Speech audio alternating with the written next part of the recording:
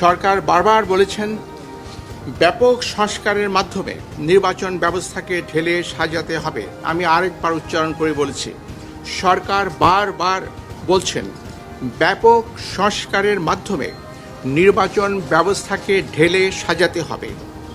নির্বাচন বারংবার ব্যর্থ হওয়ার প্রকৃত সত্য কারণ এই কথাটির মধ্যেই নিহিত।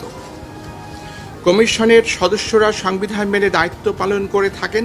আমাদের কর্মকালে আমরা গণমাধ্যম, প্রশাসন, আইন শৃঙ্খলা রক্ষাকারী বাহিনী, সশস্ত্র বাহিনী সহ আবশ্যক সকলের আন্তরিক সহযোগিতা পেয়েছি।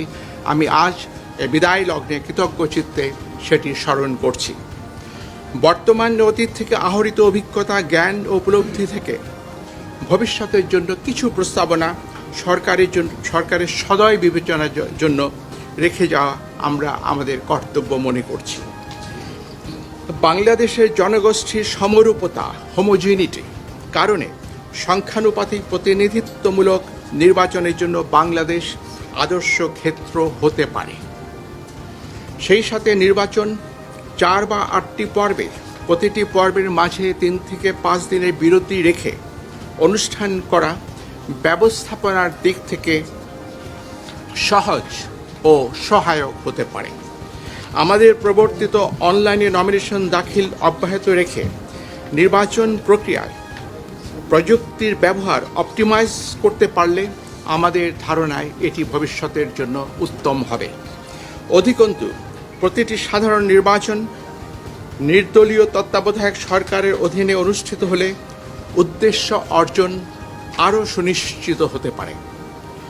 পরিশেষে আপনাদের অবহিত করতে চাই, আমি সহ মাননীয় কমিশনারগণ দেশের পরিবর্তিত বিরাজিত অবস্থায় পদত্যাগ করতে মনস্থির করেছি।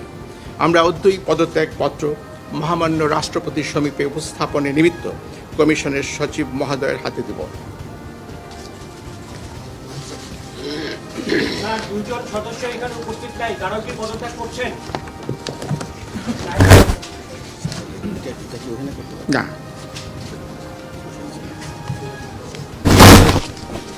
সচিব